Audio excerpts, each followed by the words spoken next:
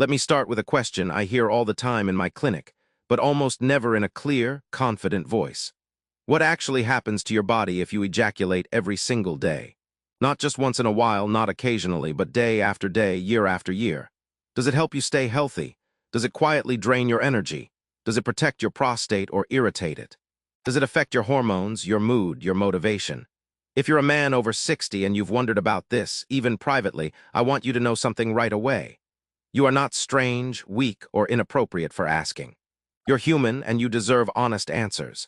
I'm Dr. Melinda, a urologist with 10 years of experience working with men who want to age with dignity, clarity, and confidence, not confusion or shame. And today, I want to talk to you the same way I talk to my patients. When the door is closed, the pressure is gone, and honesty finally shows up.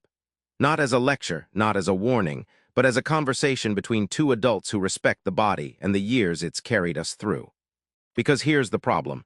Most men have been fed extreme advice their entire lives. One side says, do it as much as possible, it's healthy. The other side says, you're draining yourself, stop. And neither side tells you the full truth. Before we go any further, let me ask you to do something simple.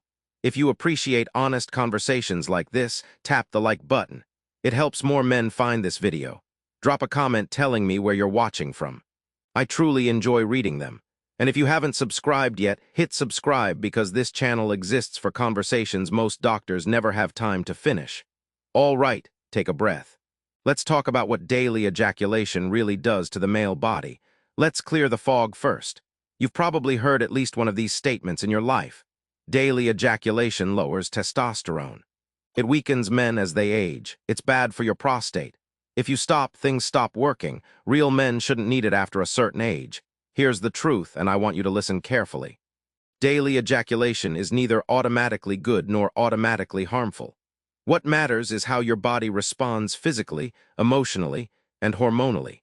Let me explain what actually happens inside your body. When ejaculation occurs, your brain releases dopamine, the motivation and pleasure chemical. You also get oxytocin, which promotes calm and connection. Endorphins help reduce stress. And afterward, prolactin rises, creating that relaxed, settled feeling. Your heart rate increases slightly. Blood flow improves temporarily. Your pelvic muscles contract and release. Your prostate empties stored fluid.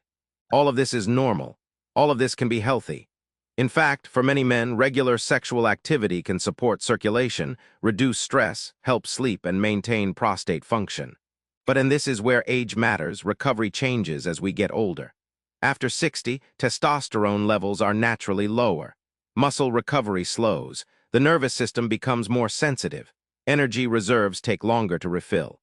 So if stimulation happens too frequently without enough recovery, the body can start sending signals, not shame signals, not moral signals, biological signals, fatigue, brain fog, irritability, lower motivation, pelvic discomfort, urinary changes. And those signals are not punishment. They're information. The mistake most men make is ignoring those signals, or worse, judging themselves for them. Which brings us to what I see every single week in my practice. Let me tell you about two men I've treated, both in their 60s. The first man tells me he's intimate almost daily. He sleeps well. He wakes up calm, his energy is steady, no discomfort, no urinary issues.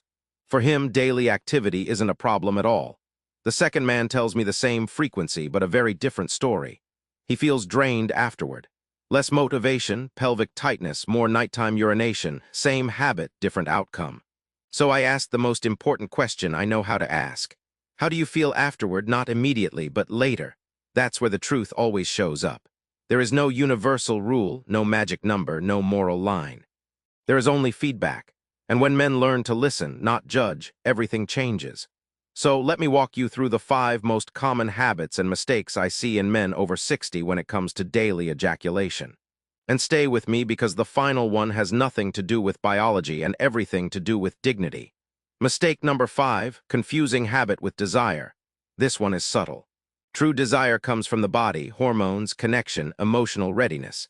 Habit comes from routine, boredom, or stress relief. When activity becomes automatic, dopamine response dulls. The brain expects stimulation rather than responding to it. Biologically, this can reduce satisfaction. Emotionally, it can feel empty. Practically, it can lead to going through the motions. Solution: pause occasionally. Let desire return naturally. Mistake number 4, using ejaculation to manage stress or loneliness. Many men don't realize this shift has happened. Instead of connection or desire, the behavior becomes a coping tool. Dopamine temporarily masks stress but never resolves it. Over time, satisfaction drops, frequency increases, guilt quietly grows. Solution. Ask, what do I actually need right now? Sometimes the body wants rest. Sometimes the heart wants connection. Sometimes the mind wants purpose. Mistake number 3, ignoring prostate feedback. Yes, regular ejaculation can support prostate health, but more is not always better, especially with enlargement or inflammation. Daily stimulation can irritate an already sensitive gland. Biologically, the prostate needs time to refill and calm. Emotionally, discomfort reduces confidence. Practically, urinary symptoms worsen. Solution. For many men, 2 to 4 times per week is the sweet spot. Mistake number 2, overworking the pelvic floor. Your pelvic floor is muscle, not a switch. Daily contraction without recovery can cause tightness, weak control, reduced sensation.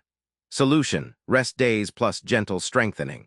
Cue'll matter, especially now. Mistake number 1, letting shame and old beliefs control you. This is the most damaging mistake of all. Shame increases stress. Stress lowers testosterone.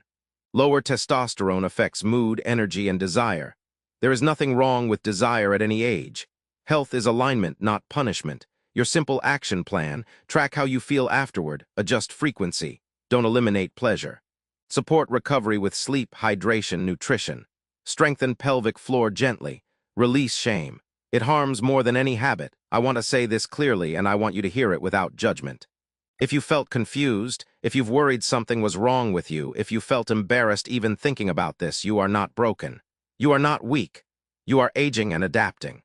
I've seen men in their 70s regain comfort, confidence, and peace simply by listening to their bodies instead of fighting them. Aging is not the end of vitality. It's the beginning of wisdom.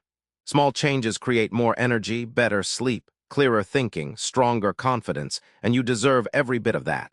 If this video helped you, do me a favor. Hit like, comment where you're watching from, subscribe so we can keep having honest conversations. I'm Dr. Melinda, and I'm here to remind you, your best years are not behind you. They are built one respectful, informed choice at a time. Take care of yourself. You are worth it.